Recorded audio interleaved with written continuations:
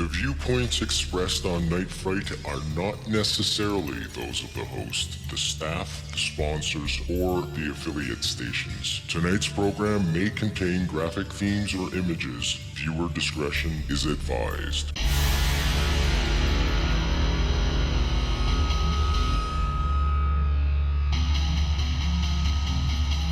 There is a time for question. There is a time for answers. There is a time to challenge. There is a time to speculate. There is a time for change. There is a time for truth. The time is now.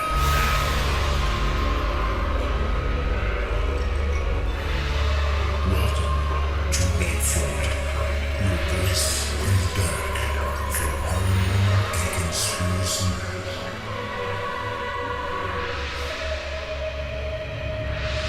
And now your host, Brent Holland.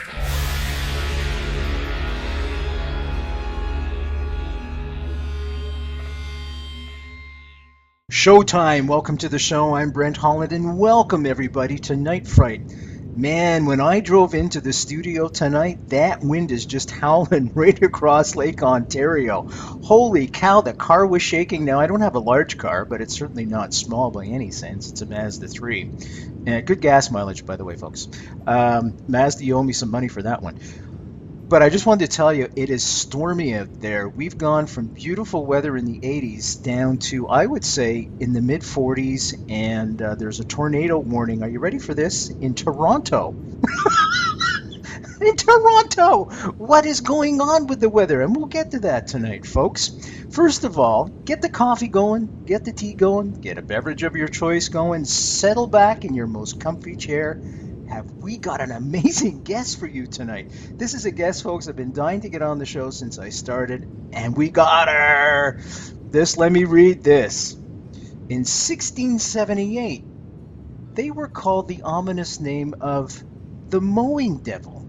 In Canada, the Department of National Defence, that's the Canadian Forces, sent 2 investigators deep into rural Alberta to examine what was labeled 3 circles, quote-unquote, of unknown origin.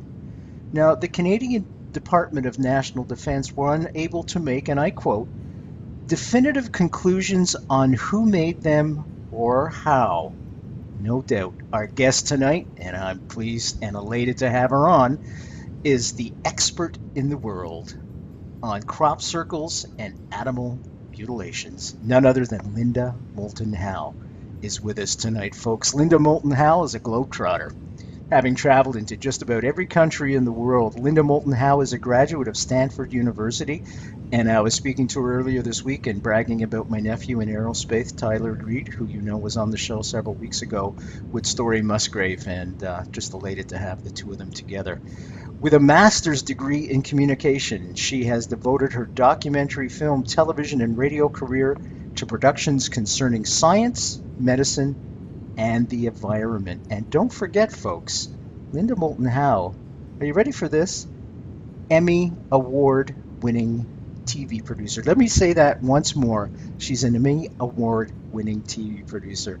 It is my great pleasure to welcome Linda Moulton Howe to Night Fright for the very first time, and most definitely not the last. And she's looking beautiful, folks, as you can see. Welcome, Linda. Welcome to the show. Thank you, Brent, a lot. I'm happy to be here. And you have brought up the subject that I think is the beautiful aspect of high strangeness. And then at the other end of my investigation is probably the most repulsive and yet mysterious animal mutilations. And those two have driven so much of my investigation into news reports, because that has always been my priority. What are the facts at the bottom of these phenomena, and what can we nail down? And when you realize that in 1979, September, for the very first time, I was sitting across from a retired sheriff in Logan County, Colorado, and I had looked at all of these Polaroids that he had taken out at animal mutilation sites in which some of the animals were found in flattened circles of grass. And he said to me at the end of that day, when I was hitting it completely new as director of special projects for the CBS station in Denver, where I produced documentaries. And when we were at the end of about a 5 or 6 hour meeting of looking at photos and offense reports, he looked at me quietly and he said, "Linda, I'll do you a favor. The perpetrators of these animal mutilations are creatures from outer space." This is right at the end of the very first meeting with the sheriff. And when he said that, he went on to explain about his own firsthand eyewitness sightings of lights that did motions in the sky that they got on time lapse. He showed me time lapse photos that were over pastures. That's why they were out in night watches. And the lights would set down beams. And he said, after the investigations, the lights, the beams, and working with one veterinarian on a necropsy on a cow in a pasture, they took the cow apart right where it was found, dead and mutilated. And the veterinarian on that case, this is coming right from the sheriff, when he opened up into the chest area, there was no heart muscle. Now on a adult cow, it's about 9 by 7 by 10 or 11. A cow's heart is enormous. And you take my hands and you say, veterinarian reports of something this large, and when they open up the chest, there's not one piece of heart muscle. And in this case, Sheriff Tex Graves said the veterinarian told him, this was around 1974, that the pericardium, and the sheriff could see, he lifted it up. The pericardium is the transparent sac. It's around the cow's heart, it's around your heart, my heart. We all have a protective sac called the pericardium.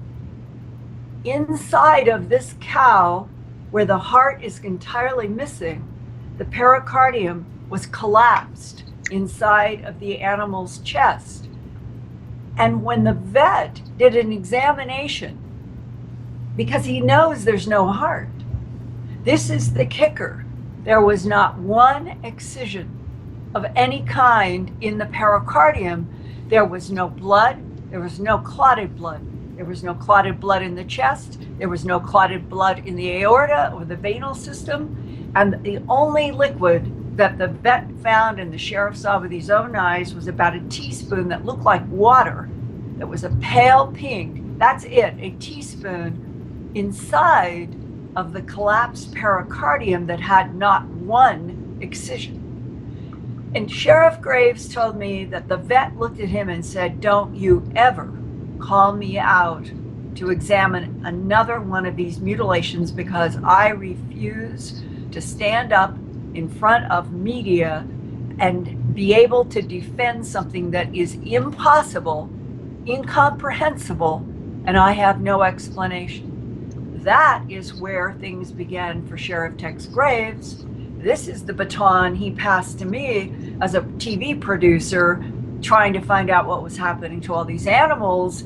And that day in September of '79 said the perpetrators are creatures from outer space. And as I sit here in May of 2015, I have traveled the planet. I have investigated hundreds and hundreds of these animal mutilation cases. And where we started, the beauty of the crop formations and the repulsion of the animal mutilations. And yet, what sets the animal mutilations apart from predator, from disease and satanic cults 100%, nothing is torn apart. There is no blood. People need to remember, in the classic evolutionary history since at least the 1950s to early 1960s of this phenomena around the world, this is what law enforcement everywhere, the very first thing, they know what predators do. I have all kinds of photographs and videos of what predators do to horses, to cows, to goats, to sheep. It's a bloody mess, and everything is torn apart. The animal mutilations, right from the beginning, are so clean, so pristine, that when I think back, what was it that impressed me the most? It always was the bloodless, precise nature, and that you'd be standing on like face powder dust, which is the way it is in Colorado and a lot of the Southwest in the United States. You don't have a lot of grass growing. There'll be tufts of grass and there will be water, but there's lots and lots of dust. So when you see a 1,700 pound, whether it's a male or a female, lying on its side, and it's all powder dust, and there's not a track around the mutilated body, including not any tracks leading to or from the body. This is why law enforcement in the 60s concluded whatever was doing the animal mutilations was coming from above, somehow coming down, lifting these animals away, doing these excisions, and putting them back.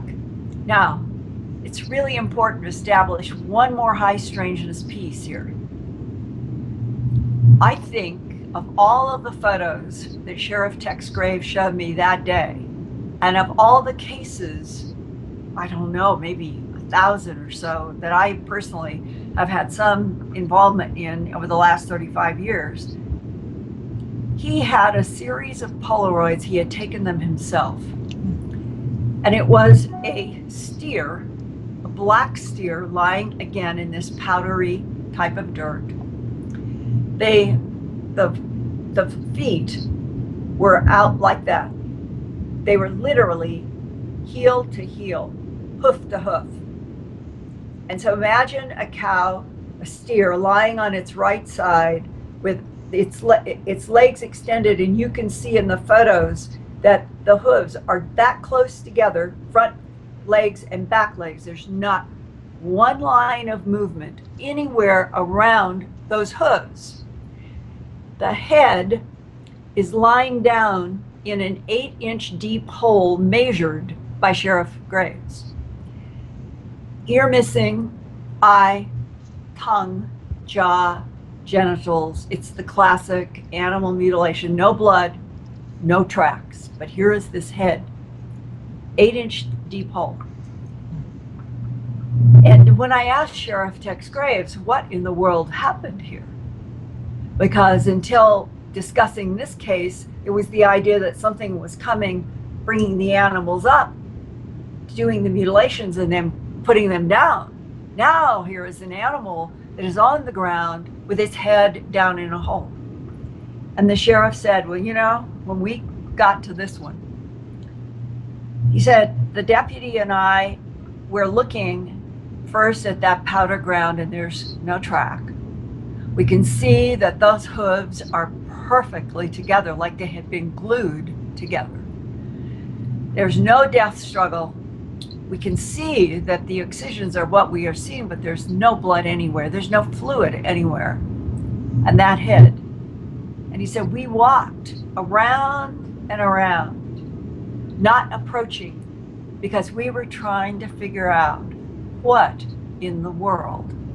And he said, we came to the conclusion that whatever did this had the power to paralyze the animal on the ground, take the excisions, the tissue and the fluid, but leave the head unparalyzed. And that the animal in a state of agony had dug the hole with its head 8 inches deep.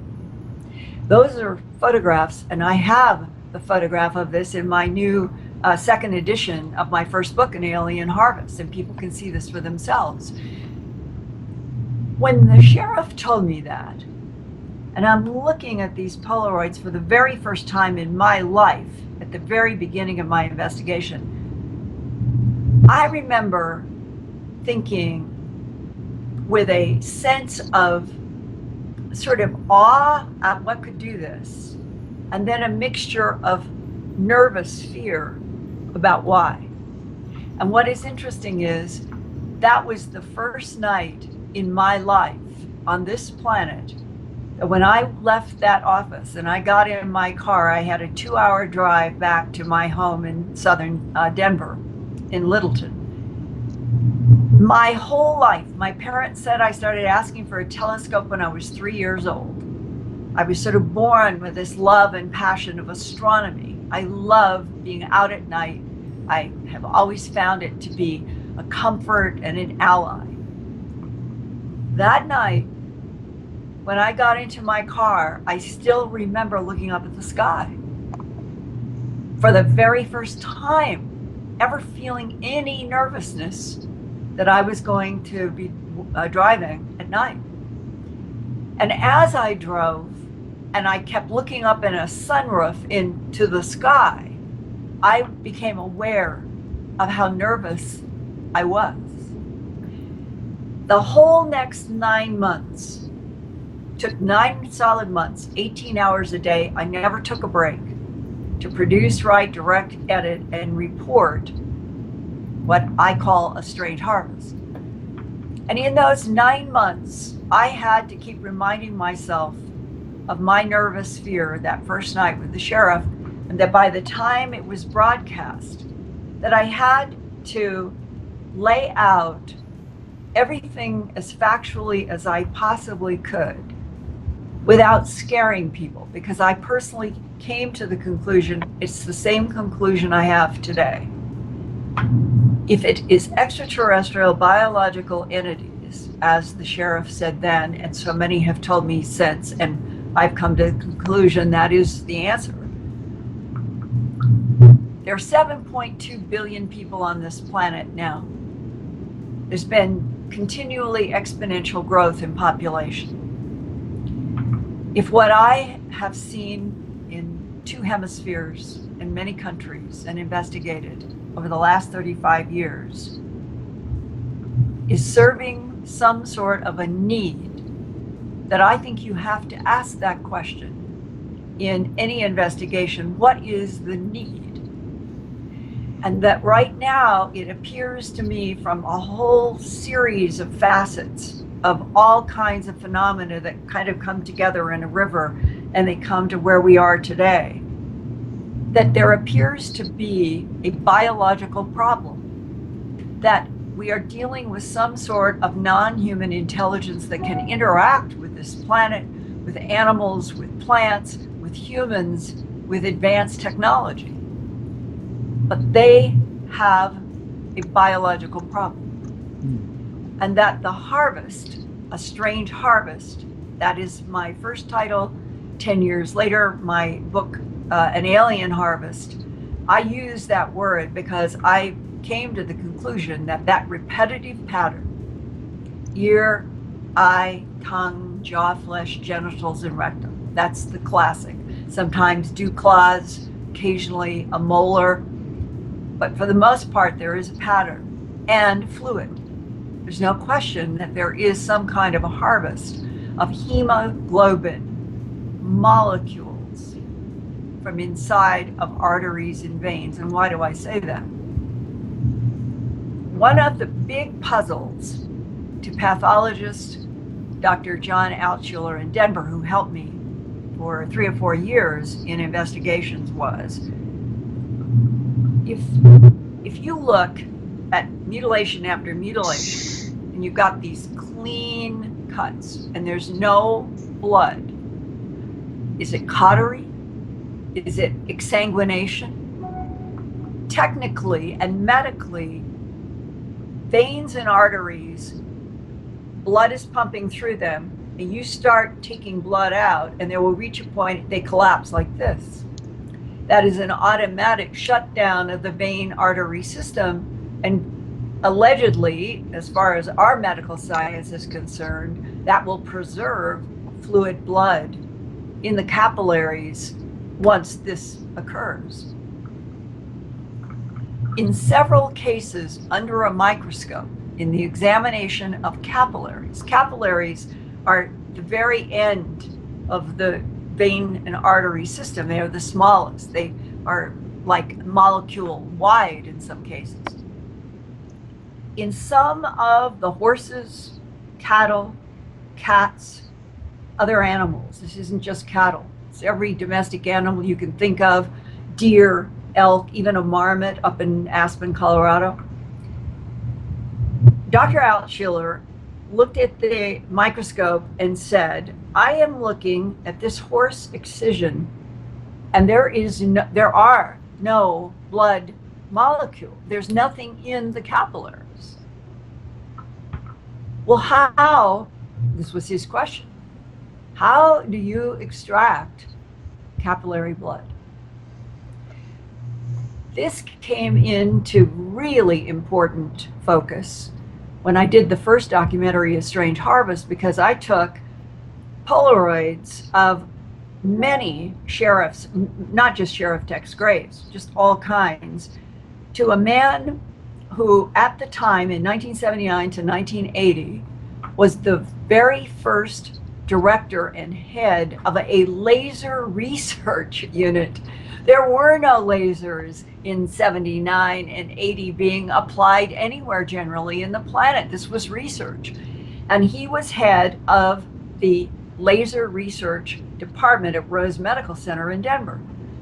And I called him up and explained very straightforwardly, I'm director of special projects at the CBS station. We have this phenomena of these animal mutilations. Could I come to your surgery unit at some time that's convenient for you, day or night? And I want to show you these Polaroid photos and then see what you could do to duplicate the size on chickens. Would chickens be all right to use, chicken carcasses? And he agreed. And we tried laser, we tried electrocauterizer, and we tried scalpel. And we were comparing it to one of the smaller excisions, but absolutely perfect, about like this. Let's see, like an oval, if I could do. It was about that big. Okay, so you can get about 4 inches, 4.5 inches. No, probably 6. 6 inches round, okay. It was an oval that had excised the penis on another steer that was down in southern Colorado, and the deputies were completely baffled by this one because the animal was found in a grove of trees in which they came down and made a tree tunnel, and right around all of these tree limbs that went all the way to the ground were 8-foot tall willows. The crew and I had to push with all of our strength. The cameraman had to have his camera up. We're pushing through these thick willows. We come to these wooden branches all the way to the ground. The deputies are going through and they're cracking open these wooden limbs. And we realized, well, we got to follow. And when we got to one area, the deputies were holding a branch, and the cameraman had to go all the way to the ground on his knees and push the camera through for us to get inside now of this wooden tree tunnel. And we could stand up. A 7-foot tall person could stand up in the space created by the branches that came to the ground outside, but we're up in this space. So now we're standing up after all of this effort to get in there. And here is this steer, black and white steer. At that point, it was 4 or 5 days old. It's in my documentary, A Strange Harvest, the first TV production. And the deputies said, take a look at this. And here was, if you had taken a compass in school with a pencil and you had drawn a perfect circle around, it was lying this way, so it was the left eye, and you just lift it up, just hide this perfect circle around the eye. The eye is removed, the eyelids are removed, the eyelashes are removed, everything is removed down to bone in this left eye.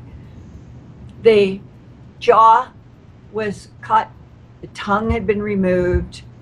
Here is this perfect oval where the penis had been only hide deep. Absolutely perfect, looked like something you would see in a surgery room, and the rectum was cored out. And I had that as one of the photos. And because it was about 6 inches, where others can be quite large, an udder can be 17 inches, 18 inches in diameter, and whole udders are removed high deep. I was going to ask you, is there a gender bias to this, or are No. they pretty much none at all? No. What has happened over time, if I said with 35 years of being in the field and having read about it going back into the early 60s, there have been cycles, 6 to 9 year old cows, then bulls, then steers, then 4 to 6 month old calves, 2 to 3 month old calves. There have been waves of different ages along with different sexes. Okay, so, but it covers everything you could ever imagine. And when I showed the photograph that we extracted from our video to the doctor, I said, can we run a stopwatch? And can you use a laser? Can you show us what you can do with a laser on a chicken? And we'll know that it's not as thick as hide. I'm running, I believe it was 19 minutes in. 19 minutes. And he had been able to make sort of the old silver dollar size. It had taken that long going in a circular like this, and it was leaving spiral edges where that never occurs in the animal mutilations. For him to get out, remember it was experimental laser then, but nevertheless, this was in a hospital, it was medical, it was as advanced as it could be at the time. And he looks at what he could do with that laser, what he could do with the electrosurgery unit, what he could do with a scalpel. The scalpel was the worst. The scalpel was the color of the excisions, the color, the pink, the natural pink.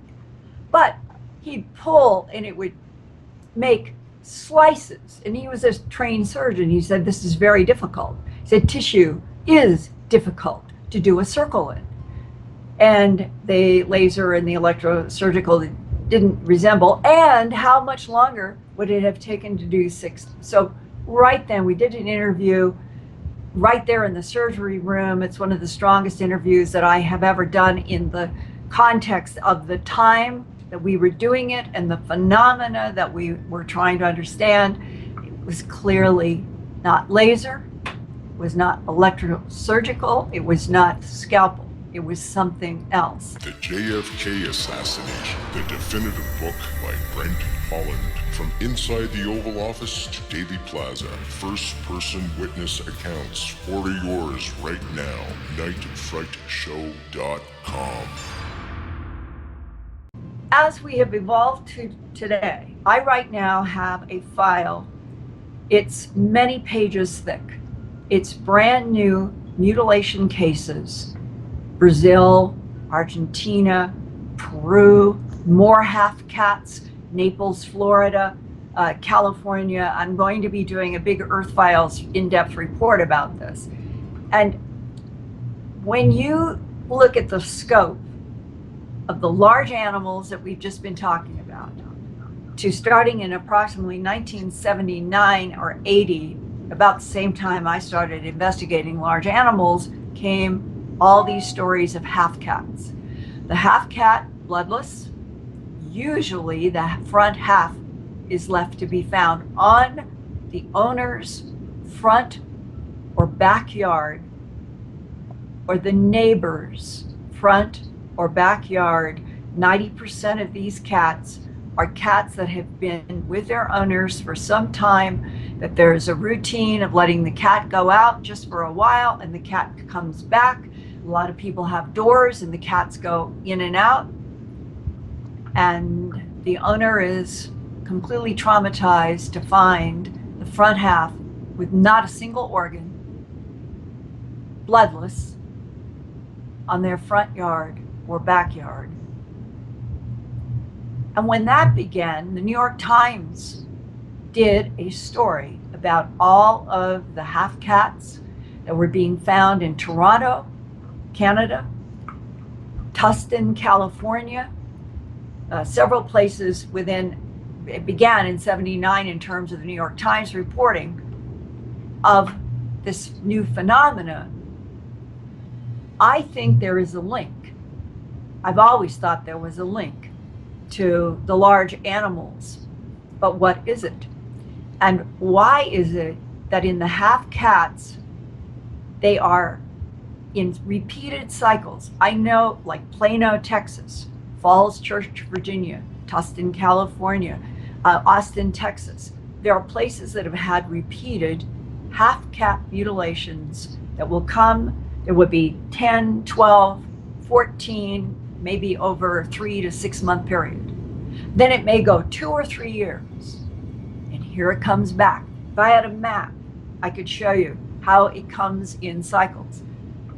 Again, is this a facet because we're dealing with intelligences that have a need for something from this planet in order for them to survive, and that they began focusing on half cats because did our government take a opposition to them, and that we are in a secret standoff?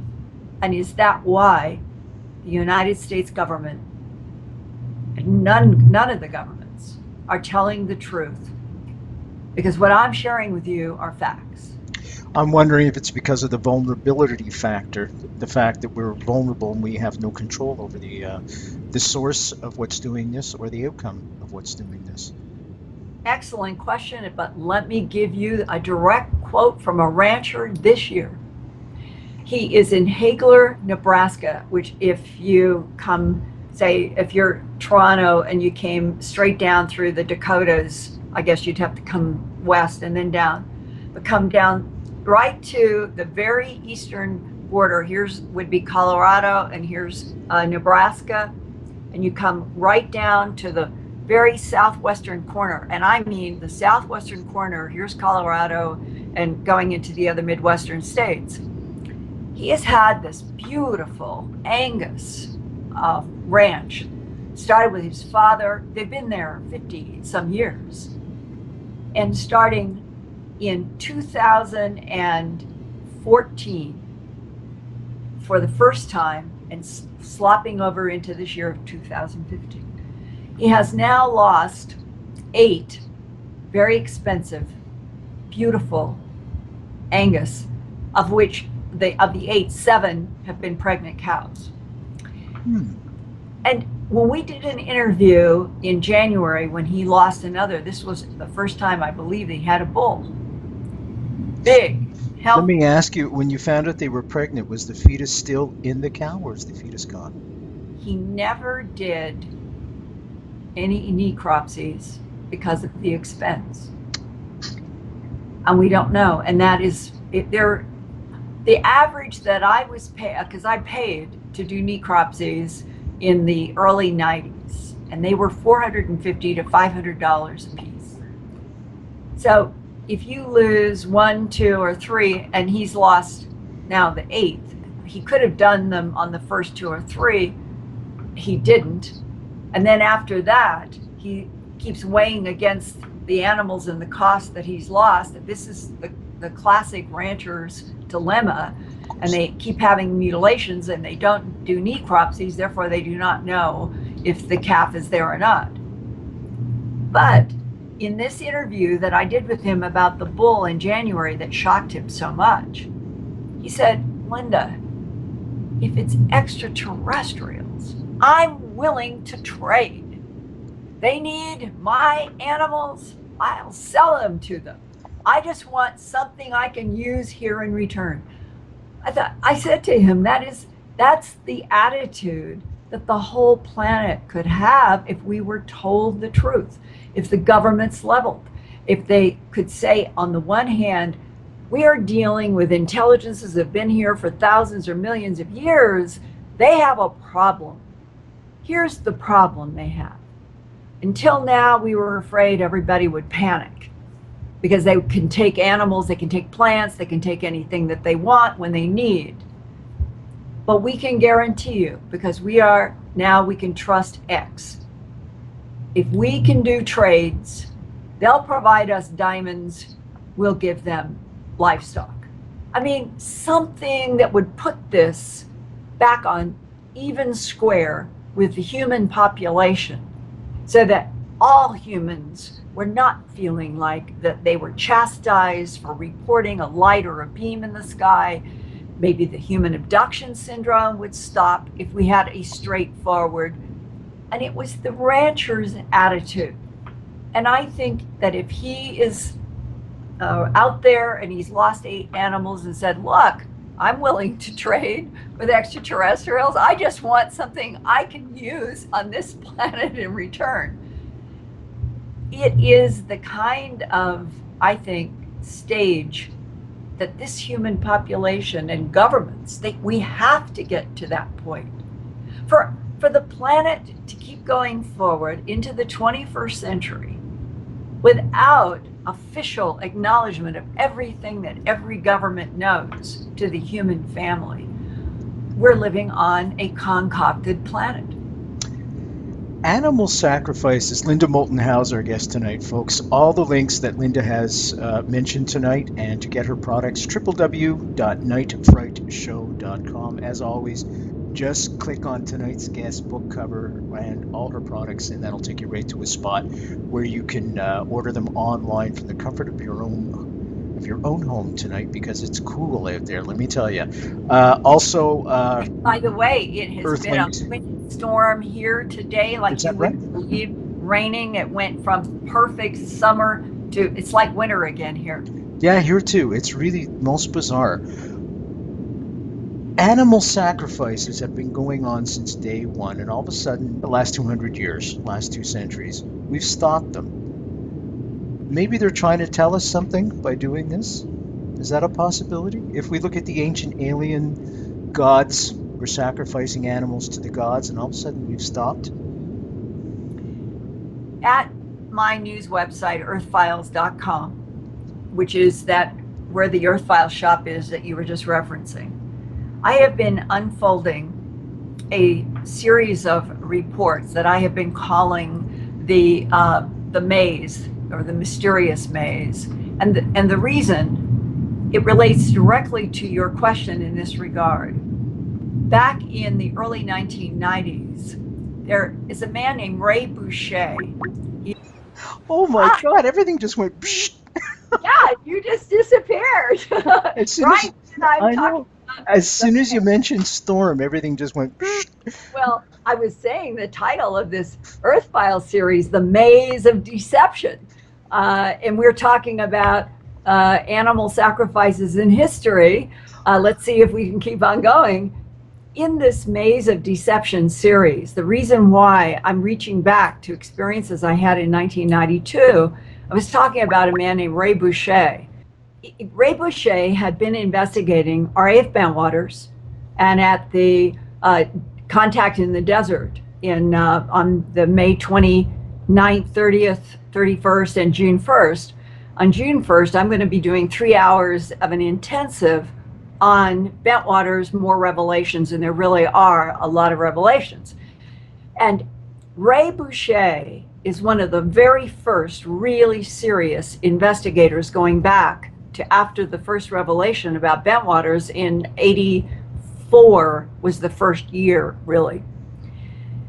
And he was communicating with a senator, Exxon, who was trying through his position in the Senate to find out more information. Remember, we did not have a Freedom of Information Act requests ability in the United States until approximately 1977. So this was a brand new period. Exxon was trying to use leverage as his position in the Senate, FOIA, everything, to find out what happened in England. What happened at RAF Bentwaters with all these military people with beams and lights and even the alleged beings. So Ray and I began to communicate about Bentwaters then. And a decade later, this is tying together, we start with Bentwaters, and a decade later, Ray called me up, and in the end of 1989 was an alien harvest. 1994 came Glimpses Volume 1, and in 1998 came Glimpses Volume 2, and those two volumes are about 1,000 pages with the hardest, most intense, most validated, it's crop circles, animal mutilations, the human abduction syndrome, military voices and cover-up, documents. There's a lot in these two volumes that I did. It took 8 years. When the first volume came out in 1994, in that 93 to 94 time period, Ray Boucher and I had been communicating about some of the information in my book. And he called me and said, 2 men have approached me. One works for the NSA and one works for the CIA. And DIA was Defense Intelligence Agency and the National Security Agency. He said, they've showed me their ID. And they have asked me to get in touch with you because they would like to have a discussion with you about your book, Glimpses of Other Realities.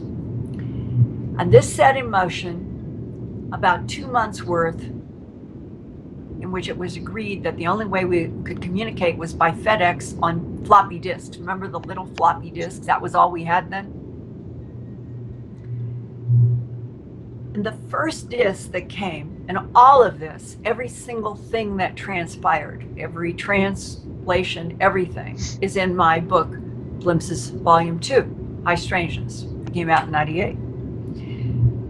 It was the very first time that it was presented to me coming through a vector that was allegedly NSA and DIA that were investigating animal mutilations, human abductions, and acknowledging, yes, we're dealing with other intelligence. And they said in their work that they were convinced, they were personally convinced, that the animal mutilations and many of the phenomena were a cover. They were a surface to something else. It's what Jacques Vallée and John Keel would have called the control system. What is behind the matrix on this planet? And I think most humans sense Earth doesn't make sense. We are disconnected from each other. We exist as islands. We are not telepathic. We are not hive-minded. We are too violent. We are very creative. And that something is going on that seems to work in constant cycles of humans going to war, using whether it's clubs in one cycle or nuclear bombs in another cycle later on. We are constantly in a cycle of self-destruction. Why? This is insane. Why are humans forever in a cycle of self-destruction? And Ray Boucher, working through them to me, we began this dialogue about this maze of deception that the whole planet is in. And today, the issue of 16 layers, if you could imagine playing chess on 16 layers, think of the exponential number of moves that you would have to be calculating, because you'd have to be making a move in 16 cross points for each of your turns. And if you can just wrap your mind around that and say that on Earth, everything from ISIS in the Middle East to all of the battles over whose God is superior through centuries, to animal mutilations, the human abduction syndrome, perhaps even beautiful crop formations, are all part of a 16-layered chess game in which there are competing intelligences. It's the competition of advanced intelligences, each with a different need. Where do you think we are on that scale? We are somebody else's android. Okay. Do we even have a place in the game? I think we are extraordinary. I think humans are extraordinary. We're violent, we're self-destructive, but there is something about the human spirit and the human creativity that I think is perhaps unique, and that we are in a very bizarre position in relationship to other intelligences interacting with this planet for millennia. This is also according to the NSA DIA people, and that it may be that out of some kind of competition between competing extraterrestrials before Homo sapiens sapien ever existed, because you take us back 35,000 years, Neanderthal didn't know that they were being replaced by Cro-Magnon Homo sapiens sapien. The previous standing up primate didn't know that it was being replaced by Neanderthalensis or Neanderthals. You can take it all the way back to nearly 2 million years ago and the so-called Lucy character. Well, everything I've read, people in the government who have talked to me privately and off the record, Lucy is the first extraterrestrial manipulation of genetic material on this planet. And each of the successive evolving standing up primates would be like a different model. And that we are the inheritors of that evolution of experimentation. That's why I said we are somebody's android. Now, being somebody's android is not necessarily a negative statement. It just means that something beyond us is responsible for DNA and the manipulation of DNA on this planet. And a lot of people don't realize that Crick, who received with the Watson, the Nobel Prize for defining that spiral DNA, they don't realize it was within only a couple of years after they were awarded the Nobel Prize that they teamed up with a brilliant biochemist, Leslie Orgel, who has been in San Diego in a medical center there for a long time. And Crick and Orgel put together a paper that was published in the astronomy journal Icarus. So a DNA medical person, a biochemist, and what was the title of their paper that ended up in the astronomy journal Icarus? Panspermia. They picked up on the 1908 Nobel Prize winning Auguste Arrhenius, who received a Nobel Prize in chemistry for his then theory that DNA on this planet had to have been seeded. 1908, in the 70s, Crick and Orgel pick it up, and they put, it's a beautiful paper. I have a copy from the original, and I go into this summary in Glimpses of Other Realities, Volume 1. And why this is so important.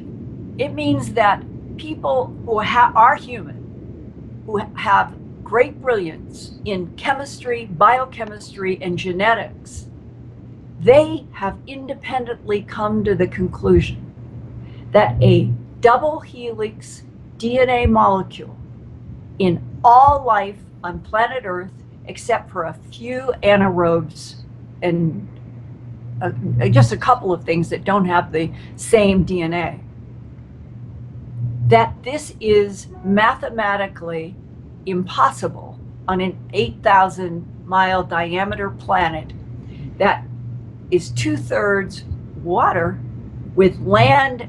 Whether you go back to Pangaea and Gondwana land, when there was land and water, and then there was all of this dynamism to give the continents, they argued that the only mathematical logic was that this DNA molecule had to have been seeded. Now, there are people who say, oh, well, comets. So, icy comet comes, plunges into the water, it's carrying this complex double helix DNA molecule and starts life on Earth. Well, that automatically, but you don't hear people writing about this, if comets can bring double helix DNA molecules full-blown into Earth's oceans, ladies and gentlemen, where did the comets get the double helix DNA? So let's say that there is another option here, which is exactly what Crick and Watson and Orgel, what they were discussing in this paper. In this paper by these Nobel Prize level scientists, they say it is likely that DNA was seeded on this planet by extraterrestrials, therefore panspermia, life from the outside. And there's the music we're going to have to start to wrap up. I'm so sorry, Linda. Thank you so much for coming on the show. You'll have to come back. I have a whole series of questions for you. And just to let you know, I had Dr. Francis Collins was on the show, who led the team that broke the genome. And I have lots of information he told me. And next time, Linda Moulton Howe, folks, just amazing. I've been riveted to this seat. She's just been fantastic. I'll see you guys in contact. I'm Brent Holland from Night Fright. See you all next time.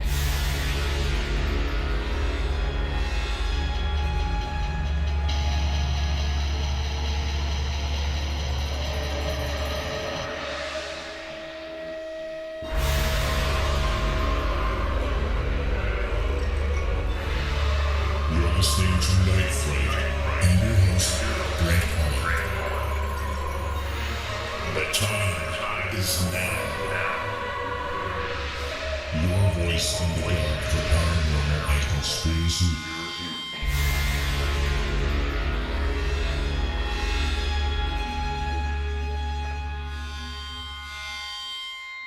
The JFK Assassination, the definitive book by Brent Holland. From inside the Oval Office to Daily Plaza, first-person witness accounts. Order yours right now, nightfrightshow.com.